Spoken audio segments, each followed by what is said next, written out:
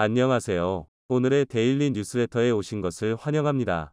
1. 도움을 청하는 간절한 간청. 2. 글로벌 기업의 동향. 3. 한국은 무관용 원칙을 고수합니다. 한번 진실을 알아봅시다. 미국이 반도체 장비의 중국 수출 규제 품목을 17개에서 2배로 늘리는 방안을 추진하고 있다고 알려지며 중국의 반발이 커지고 있습니다. 해외 매체들은 미국 정부가 미국 기업들의 이런 계획을 브리핑했고 이르면 다음 달 새로운 수출 통제를 발표할 것이라고 전했습니다. 미국이 새로 추진하는 수출 통제는 반도체 강국인 네덜란드나 일본 정부와 조율할 계획인데 두 나라가 수출 통제에 동참하면 장비 수가 2배로 늘어날 전망입니다. 미국에는 어플라이드 머티어리얼즈와 KLA, 랩리서치 같은 세계의 주요 반도체 장비 생산 기업이 있는데 일본의 도쿄 일렉트론이나 네덜란드의 아엄 장비가 없으면 첨단 반도체 생산이 불가능합니다.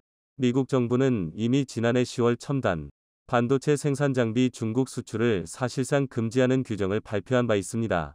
해외 매체들은 반도체 장비 기업들이 이미 중국 사업에 어려움을 겪고 있는데 미국이 수출 통제를 더 강화하면 더욱 난관에 부닥칠 수밖에 없다고 전망했습니다. 미국의 대중국 반도체 수출 통제가 좀 더 엄격해질 경우 삼성전자와 SK 하이닉스 같은 한국 반도체 업체에도 영향을 미칠 수 있어 그 결과가 주목됩니다. 미국 정부가 지난주 미국 업체들이 중국 반도체 기업들의 첨단 반도체 제조 장비를 팔려면 상무부의 사전 허가를 얻도록 하는 내용이 수출 통제 조처를 내렸습니다. 중국에 진출한 다국적 기업에 대한 수출은 건별로 심사를 받게 됐습니다.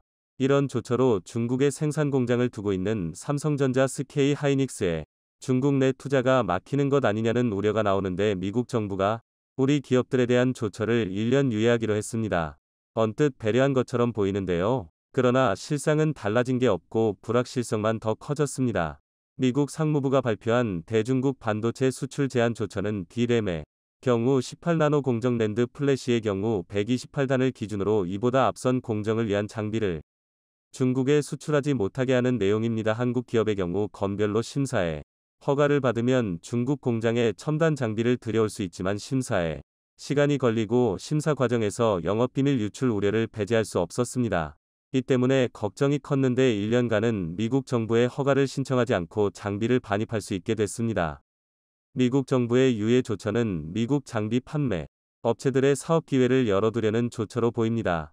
이로써 삼성전자나 하이닉스는 1년간 별 제약 없이 현지 생산 라인 고도화를 추진할 수 있게 됐습니다. 그러나 투자 결정은 중장기적 사업 전망을 갖고 해야 하는데요. 1년 뒤 어떻게 될지 전혀 알 수 없는 상황이라 실제 고도화 투자를 단행하기는 매우 어려운 형편으로 유예가 의미 있으려면 기간을 크게 늘려줘야 하는데요.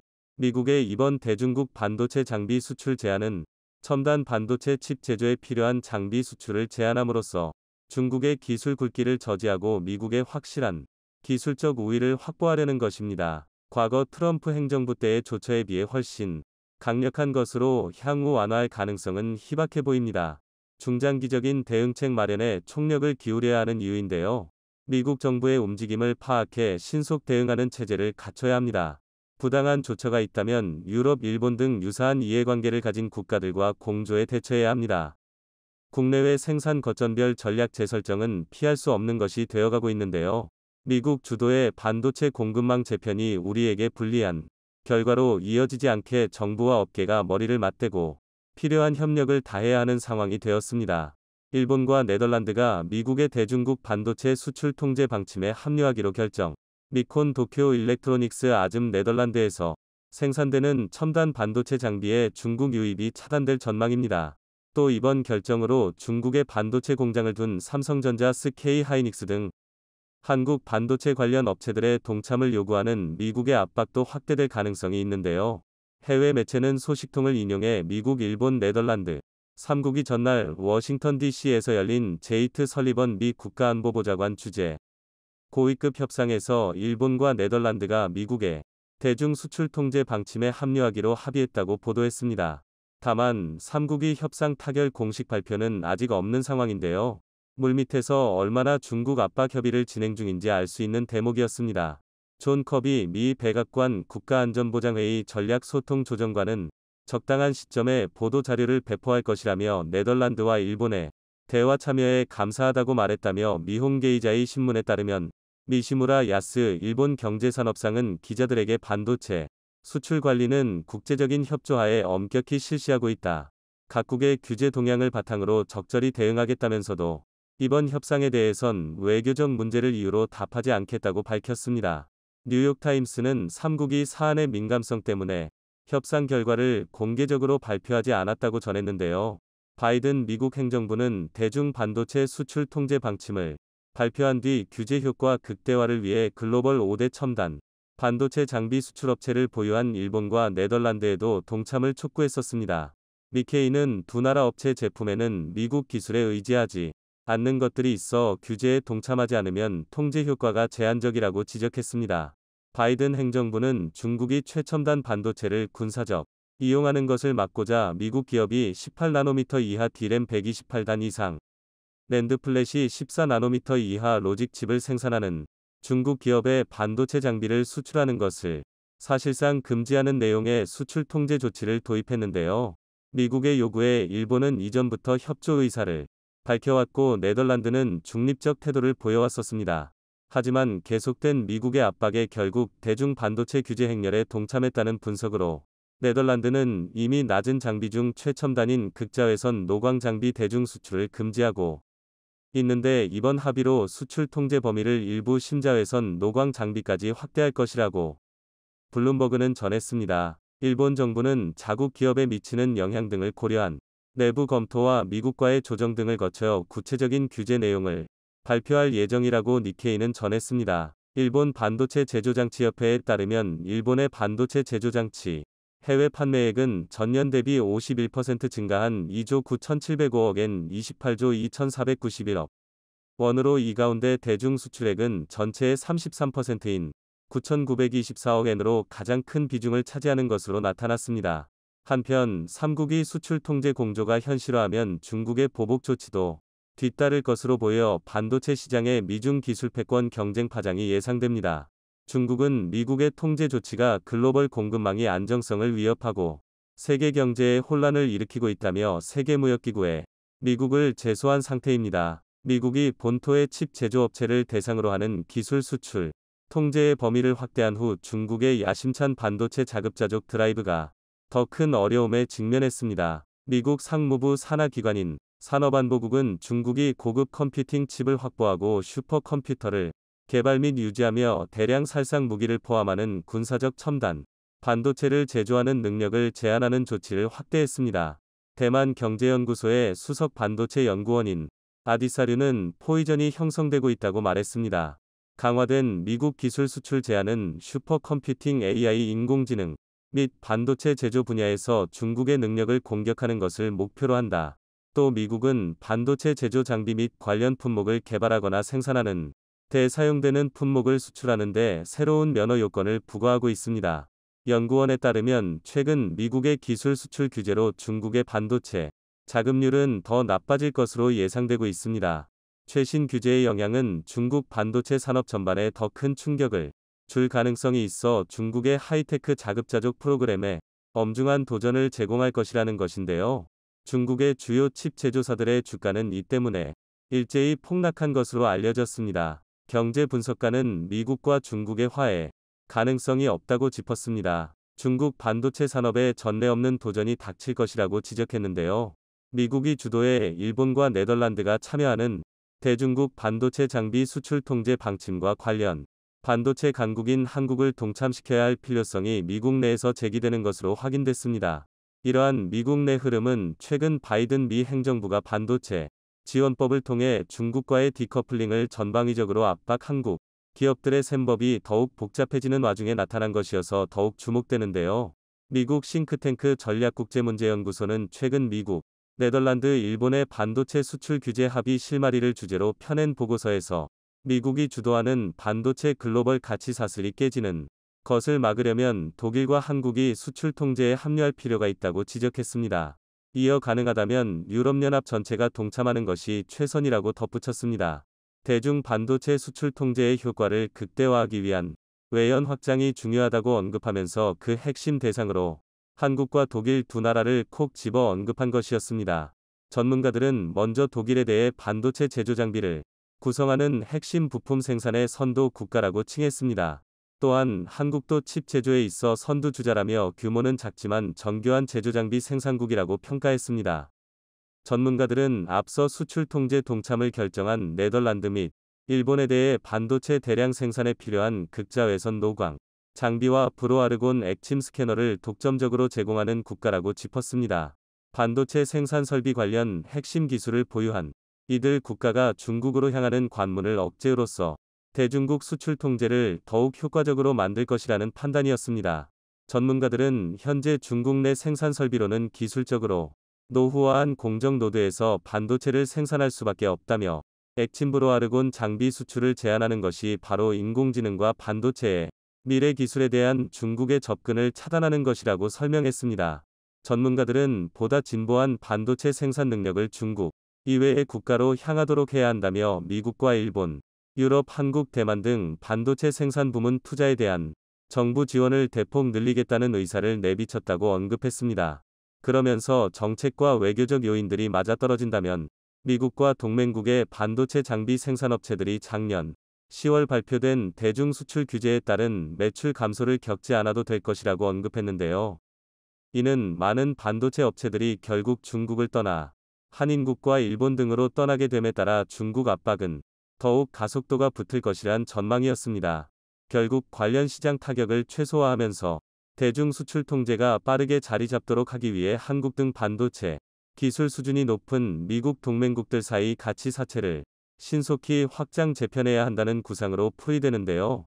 반도체 전문가들은 미국은 네덜란드입니다. 일본과의 3자 협정으로 수년간의 시간을 벌었다며 미 행정부를 향해 주요 동맹국들의 투자 조정 가능성을 높이기 위해 수출 통제 정책을 가다듬어야 한다고 짚었습니다.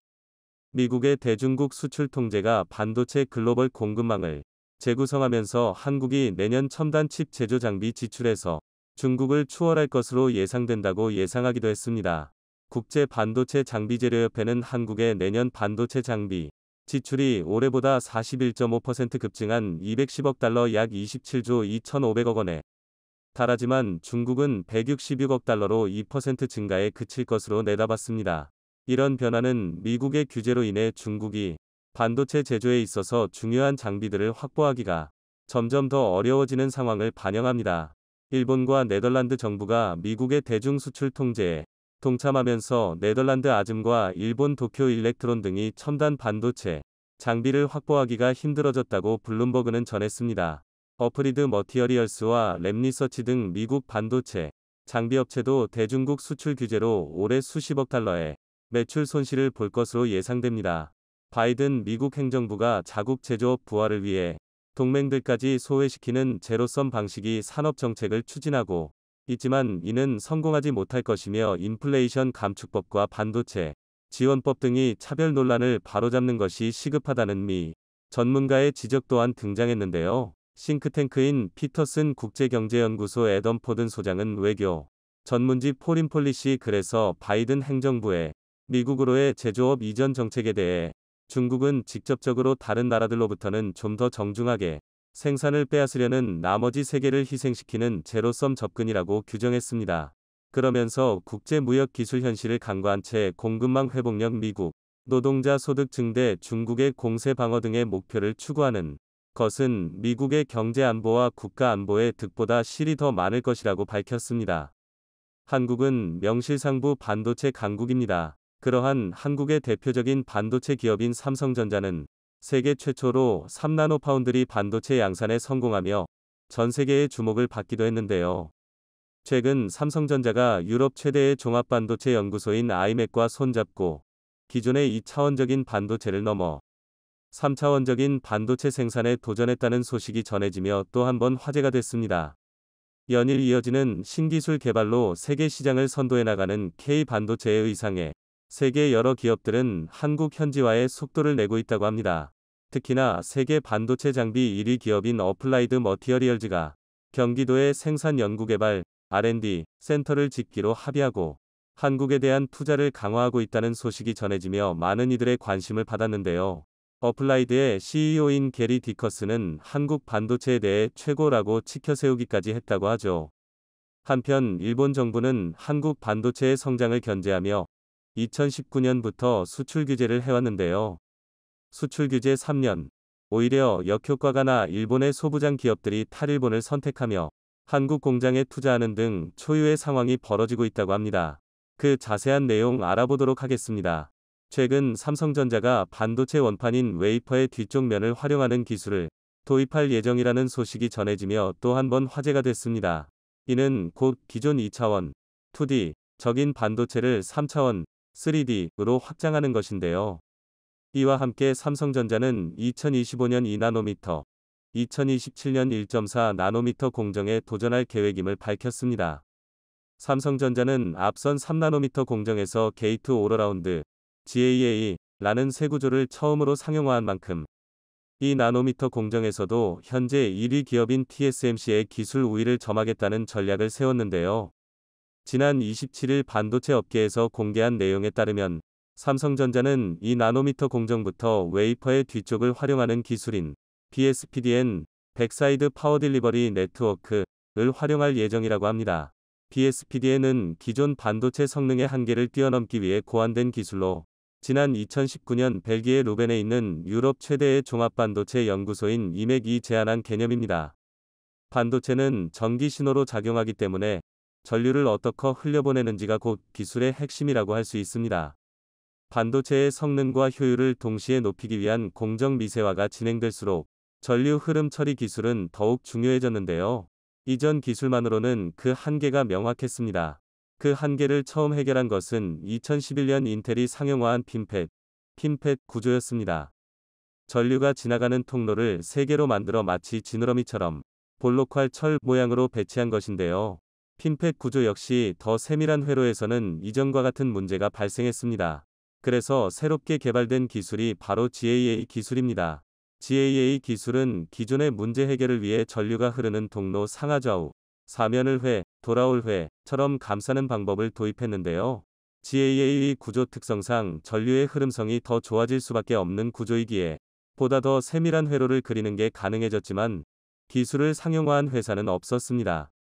세계 최초로 삼성전자가 GAA를 개선하여 MBCFET라는 구조를 독자 개발해 3나노미터 공정에 적용하기 시작했고 초미세 공정을 선도하기 시작했습니다. 반면 경쟁 업체인 TSMC는 3나노미터 공정까지 기존의 핀팻 구조를 유지하고 그 이하 공정부터 GAA를 도입할 예정이라는 계획을 밝혔는데요. 삼성전자가 3나노미터 양산을 시작한 지 4개월이 지나도록 양산 소식이 들려오지 않고 있으며 내년으로 연기될 가능성이 커지고 있습니다. 삼성전자는 현재에 머무르지 않고 계속해서 기술 개발에 박차를 가하고 있습니다. GAA보다 한 차원 높은 수준의 기술로 여겨지는 BSPDN 개발에 도전장을 내민 것인데요. BSPDN은 전류의 흐름을 원활하게 하기 위해 구조를 바꾸는 방식에서 더 나아가 웨이퍼 뒤쪽에 전기 전달을 위한 새로운 구조를 짜는 방식의 신기술입니다. 현재 반도체가 웨이퍼 한쪽만을 사용하는 2D 형태라면 BSPDN은 웨이퍼의 앞뒤를 모두 사용하는 3D 형태죠. 웨이퍼 전면에는 논리적인 연산 작업을 수행하는 로직 기능으로만 채우고 후면에는 전력이나 신호 전달을 수행하는 라우팅 기능을 넣습니다. 그로 인해 기존의 로직과 전력, 신호 라우팅이 모두 빡빡하게 들어가야 했던 웨이퍼 전면에 여유가 생기게 되고 그만큼 더 세밀한 회로를 새길 수 있게 됩니다. 지난해 이맥이 세계 최고 권위의 반도 학회인 VLSI 심포지엄에서 발표한 논문에 따르면 BSPDN 기술을 활용하게 되면 기존의 웨이퍼 전면만으로 만들어진 반도체에 비해 성능과 효율 모두 월등히 높아진다고 합니다. BSPDN 기술에 더욱 세밀한 회로를 적용한다면 초미세 공정으로 인한 시너지 효과도 기대할 수 있습니다. 지난 6월 이재용 삼성전자 부회장은 벨기에 루벤 이맥 본사를 찾아 루크 반 덴 호브 이맥 최고 경영자를 만났습니다. 두 사람은 이 자리에서 반도체 분야의 최신 기술과 연구개발 방향 등을 논의했는데 업계 관계자들은 이 자리에서 2나노미터 공정에 관한 얘기가 오갔을 것으로 보고 있습니다. BSPDN은 지금까지와는 전혀 다른 개념의 기술이기 때문에 이를 완성하기 위해 반도체 전체 공정에 대한 혁신도 필요한데요. 기존보다 훨씬 더 정교한 공정 기술이 도입돼야 할 것입니다. 이번 삼성전자의 BSPDN 기술 도입 소식에 대해 한 업계 관계자는 삼성전자가 3나노미터로 앞선 초미세 공정 경쟁에서 한 발찍 멀리 나가기 위해 승부수를 띄운 것으로 해석된다며 기술을 주도하는 회사라는 신호를 시장에 던져줄 수 있을 것으로 기대된다고 밝혔습니다. 이렇게 세계 시장을 선도해 나가는 K반도체의 의상에 세계 여러 기업들이 한국 현지화에 속도를 내고 있다고 하는데요. 특히나 세계 반도체 장비 1위 기업인 어플라이드 머티어리얼즈가 경기도에 생산 연구개발 R&D 센터를 짓기로 합의하고 한국에 대한 투자를 강화하고 있다는 소식에 많은 이들의 이목이 집중되었습니다. 어플라이드의 CEO인 게리 디커스는 한국 반도체에 대해 최고라고 치켜세우기까지 했다고 하는데요. 게리 디커스는 반도체 업계에서 대표적인 지한파로 알려져 있습니다. 이미 1980년대부터 한국을 여러 차례 방문하며 K반도체의 성공을 예견했다고 하죠. 그는 한국은 1980년대부터 반도체를 성장시키기 위해 굉장히 많은 노력을 했다며 한국에 훌륭한 인재들이 없었다면 지금의 K반도체는 불가능했을 것이라 밝혔습니다. 또한 그는 처음 한국을 방문했을 때부터 이미 엄청난 잠재력과 능력을 봤다면서 한국은 넘치는 과학기술 분야의 인재와 실행력, 열정을 통해 실제로 반도체 분야에서 전 세계적인 리더가 됐다고 덧붙였습니다. 지난 7월 어플라이드는 우리 정부와 경기도에 R&D 센터를 짓기로 합의하고 한국에 투자를 강화하고 있는데요. 게리 디커스는 한국은 우리에게 매우 중요한 시장이기 때문에 물리적으로 가까이 가는 건 성공을 위한 필수 요소라며 그 투자 배경을 밝혔습니다. 또한 그는 경기도에 지을 최고 수준의 R&D 센터는 협업을 넘어 직접 인재 양성까지 가능할 것으로 기대하고 있다고 밝혔습니다. 업계 관계자들은 특히 지난 5월 조 바이든 미국 대통령과의 방한이 한국 투자 결단에 결정적인 영향을 미쳤을 것으로 보고 있는데요. 게리 디커스는 미국을 대표해 한국을 방문한 소감으로 변곡점이라는 표현을 사용했습니다. 그는 반도체가 우리 삶에서 얼마나 중요한지 깨닫는 변곡점이 됐다며 인공지능, 빅데이터, 전기차 등 반도체는 이미 모든 산업을 변화시키고 있고 앞으로 더 큰 영향을 미칠 것이라고 내다봤습니다. 한편 일본 정부는 한국 반도체의 성장을 견제하며 2019년 극자회선 EUV 포토레지스트 수출을 동제해 우리나라에 치명적인 피해를 줬는데요. 수출 규제 3년. 오히려 역효과가 나 일본의 소부장 기업들이 탈일본을 선택하며 한국 공장에 투자하는 등 초유의 상황이 벌어지고 있다고 하죠. 최근 일본의 반도체 화학 소재 기업인 JSR은 생산 연구개발 R&D 한국 현지화에 나섰습니다. 지난 17일 JSR은 한국에 있는 자회사인 JSR 일렉트로닉 머티리얼즈 코리아 JEMK의 지분을 전량 인수한다고 밝혔는데요. JEMK는 JSR이 2014년 국내 소재 유동회사인 페리코퍼레이션과 합작해 삼성전자, SK 하이닉스 등 한국 반도체 고객사에 반도체 소재를 수월하게 공급하기 위해 설립한 회사입니다. 당시 페리는 전체 지분의 60%, JSR은 40%를 투자해 JEMK를 세웠는데 이번 인수로 JSR은 페리의 지분까지 전량을 획득하게 됐습니다. 이번 JSR의 인수는 반도체 주요 소재 생산 연구 현지화를 본격화하기 위한 사전 준비 작업으로 간주되고 있습니다. JSR은 최첨단 반도체 공정인 EUV 노광의 핵심 소재인 포토레지스트를 생산하는 회사입니다. 특히 삼성전자가 활용하는 포토레지스트의 60-70%가 JSR 제품일 정도로 국내 반도체 생태계에서 JSR의 존재감은 상당한데요. 생산시설과 R&D 설비가 한국에 갖춰진다면 삼성전자와 SK하이닉스는 생산 라인 운영과 첨단 제품 개발에서 우위에 설 수 있게 됩니다. JSR의 한 관계자는 이번 인수에 대해 회사는 반도체 소재 사업에서 국제적 협력을 강화할 것이고 각종 제품을 빠르고 원활하게 공급할 수 있는 시스템을 만들어 나갈 것이라고 밝혔습니다. JSR의 현지화 추진 외에도 이미 다양한 일본의 소재 부품 장비, 소부장, 기업들이 국내 생산 현지화에 속도를 올리고 있는데요. 지난해 도쿄일렉트론, TEL은 2천억 원을 들여 국내의 연구개발 거점을 마련했으며 도쿄오카공업, TOK은 2019년 인천 송도에 포토레지스트 생산 라인을 마련해 일찌감치 생산에 들어갔습니다. 또한 시네스화학도 TOK와 주문자상표 부착 생산, OEM, 방식 포토레지스트 생산을 타진하고 있으며 스미토모 화학은 올해 국내 자회사인 동우와인캠을 통해 포토레지스트 출하를 시작했습니다. 핵심 소재의 생산 현지화가 이뤄지면 우리나라 기업들이 상당히 유리한 고지를 확보할 수 있을 것으로 기대되는데요. 잘 나가던 원전 수출 시장에서 빨간 불이 들어왔습니다.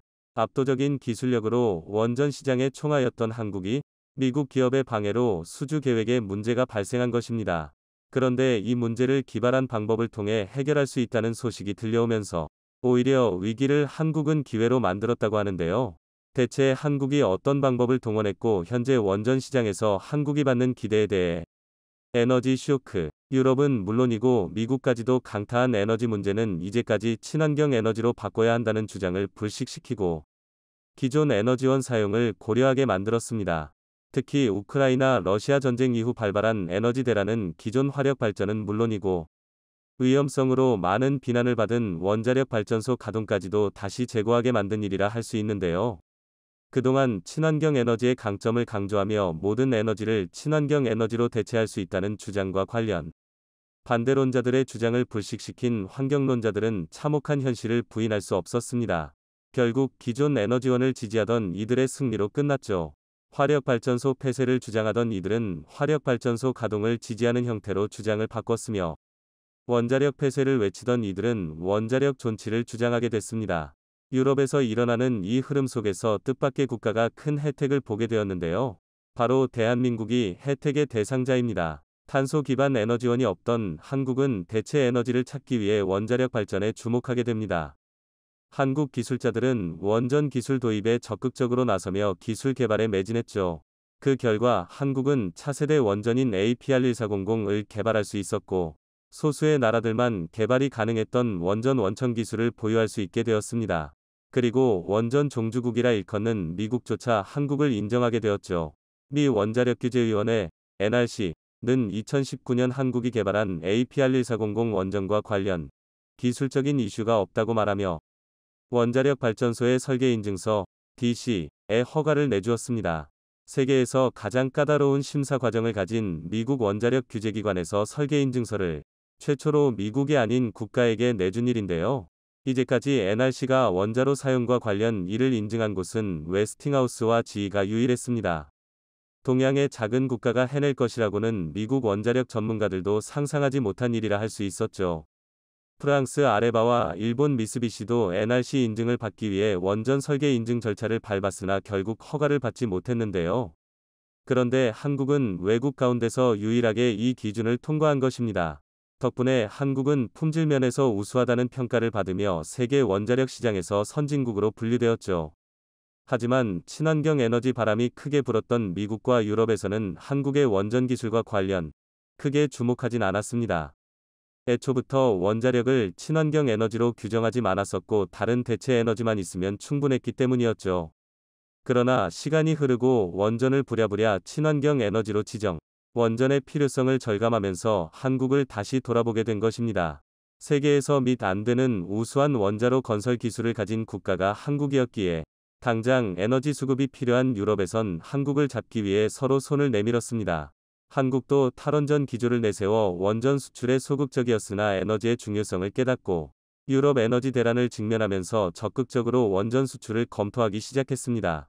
서로의 이해관계가 맞아 떨어지면서 한국에게 엄청난 기회가 열렸죠. 영국과 폴란드는 즉각 한국 원전 수입을 검토했습니다. 올해 상반기 콰시크워탱 영국 산업에너지부 장관이 방한하는 것은 물론 원전 건설과 관련된 구체적인 사안까지 논의하는 일이 있었죠. 그리고 이제는 헐맹이라 불러도 시원치 않은 폴란드 역시 한국의 원전 도입을 본격적으로 추진했습니다. 한수원을 방문한 폴란드 정부와 민간 회사가 협력 계약서 LOI를 체결할 것이라는 보도가 흘러나오며 한국 원전 도입이 확실시되는 상황이었습니다. 순조롭게 원전 수출국으로 한국이 명성을 쌓을 것으로 예측했던 가운데 빨간 불이 들어왔는데요. 바로 미국 웨스팅하우스가 본격적으로 한국을 방해한 것입니다. 한수원을 상대로 대규모 소송을 건 것이죠. 폴란드와의 물밑 협상이 진행되는 가운데 미 웨스팅하우스는 연방법원에 한수원을 상대로 소송을 제기했습니다. 한수원이 수출하려고 하는 RPR-1400에는 웨스팅하우스의 지적재산권이 포함되어 있다는 주장이었죠. 지적재산권이 포함되어 있기에 이 원전을 수출하려면 미국의 허락을 구해야 한다는 것이었습니다. 미국 원자력법에 따르면 미국 기술이 사용될 경우 미 에너지부의 사전 승인 절차가 필요합니다. 다시 말해 RPR-1400이 다른 국가에 원자로를 수출하려면 그때마다 지적재산권의 소유자인 웨스팅하우스의 허락을 구해야 한다는 것이었죠. 갑작스러운 제동에 한수원은 당황하지 않을 수 없었습니다.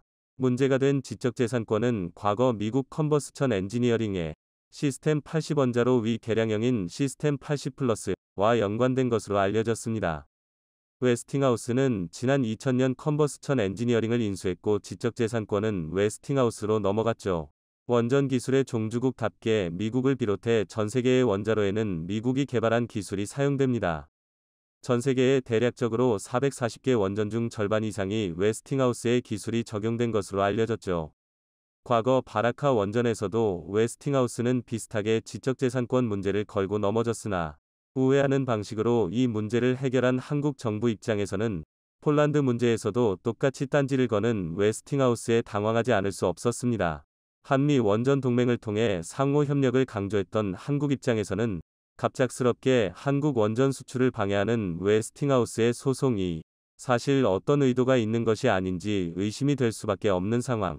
IRA 법에 이어 이번 원전 수출에서도 미국 정부의 개입이 있는 것이 아니냐는 의구심이 들 수밖에 없죠. 초유의 갑질 사태에 정부 입장에서는 문제 해결에 나서야 했습니다. 비단 폴란드 원전 수출만 걸려 있는 것이 아니라 체코와 영국 등 다양한 국가와 협상 과정이 진행 중이기에 만약 여기서 문제가 생기면 차후 사업도 큰 차질을 입기 때문이죠. 협상 중인 사업까지 모두 고려하면 대략적으로 70조에 가까운 돈이 이번 소송에 걸려 있는 셈입니다. 웨스팅하우스 입장에서는 이번 소송을 기점으로 경쟁에서 앞서가겠다는 의지를 피력하고 있는데요. 원전 종주국의 자존심에 상처를 입은 미국이 지적재산권을 볼모로 유럽 및 중동 원전 건설에서 수주 우위를 가져가겠다는 심산입니다. 어찌 보면 한국이 절체절명의 위기에 빠진 것이라 볼 수 있는데요. 그러나 최근 이 문제를 쉽게 해결할 수 있는 길이 열리며 오히려 원전 수주 경쟁에서 미국을 제치고 한국이 앞서갈 수 있게 되었습니다. 바로 한국이 웨스팅하우스 인수를 논의하면서 지분 51%를 사들이는 것을 검토하고 있다는 사실이 알려진 것입니다. 지난 6월 한국을 방문했던 웨스팅하우스 사장단과의 합의 내용을 이행, 상당수의 지분을 사들이는 것으로 지적재산권 소송을 파회하겠다는 것이었죠. 현재 웨스팅하우스는 사모펀드 회사인 브룩필드 비즈니스가 소유하고 있습니다. 이들은 오래전부터 웨스팅하우스를 매물로 내놓아 현금화를 위해 매진하던 기업인데요. 웨스팅하우스는 오랜 역사를 지닌 만큼 다사다난한 기업 인수합병 역사를 가지고 있습니다. 현 주인인 브룩필드 비즈니스는 원래 웨스팅하우스를 적당한 시기에 판매하려고 마음을 먹었던 곳이죠. 문제는 인수자가 없다는 것. 다행히 올해 캐나다 우라늄 생산업체인 카메코가 지분의 49%를 인수하면서 자산 일부를 회수할 수 있게 되었습니다. 그러나 나머지 51%는 아직 판매되지 않아 전전긍긍하던 차였죠. 여기에 착안한 한국은 웨스팅하우스의 나머지 지분을 인수하는 것으로 문제를 돌파하고자 한 것입니다. 이미 지난 6월 한수원은 웨스팅하우스 인수 문제와 관련 사장단과 논의를 했었고 이 제안을 받아들일지 말지 고민하던 차였는데요. 때마침 웨스팅하우스에서 지적재산권 문제를 걸고 넘어지면서 결국 인수를 진지하게 검토했다고 합니다. 나머지 51%의 지분을 사들이면 소송 자체를 무효화할 수 있기에 한국 입장에서는 거부하기 어려운 조건이었죠. 사실 웨스팅하우스의 건설 능력이나 원자로 노하우 측면에서 한국보다 떨어진다는 것이 중론이기에 소송에 들어가도 한국 입장에서는 손해볼 것이 없는 싸움입니다. 다만 이 과정이 오래 걸리기에 그 사이에 다른 기업들이 계약을 채간다면 손해였기에 한국은 잽싸게 인수 결정을 한 것이죠. 이 결정은 한국의 신이 한 수가 될 전망입니다. 현재 자국 중심주의를 주장하며 미국 기술과 자산의 장벽을 두르고 있는 미국을 자극하지 않으면서도 경쟁자를 아군으로 확보하는 길이기 때문인데요. 이미 체코와 영국, 중동 국가의 원전 수주 경쟁에서 웨스팅하우스는 한국과 매번 마주치는 대결 상대였습니다. 그런데 웨스팅하우스를 인수하게 되면 경쟁자를 없애면서 동시에 원전 경쟁력을 높일 수 있게 되는 셈이죠. 위기라고 여겨졌던 일이 사실 위기가 아닌 셈. 미국 뜻대로 끌려다니는 것이 아니라 한국이 주도적으로 문제를 해결할 수 있게 되면서 한국 원전은 더욱 비상할 것으로 전망되는데요. 앞으로 수요가 더욱 늘어나는 원전 시장에서 한국이 압도적인 기술력과 경쟁력을 바탕으로 계속해서 수주에 성공하길 기원해 보겠습니다.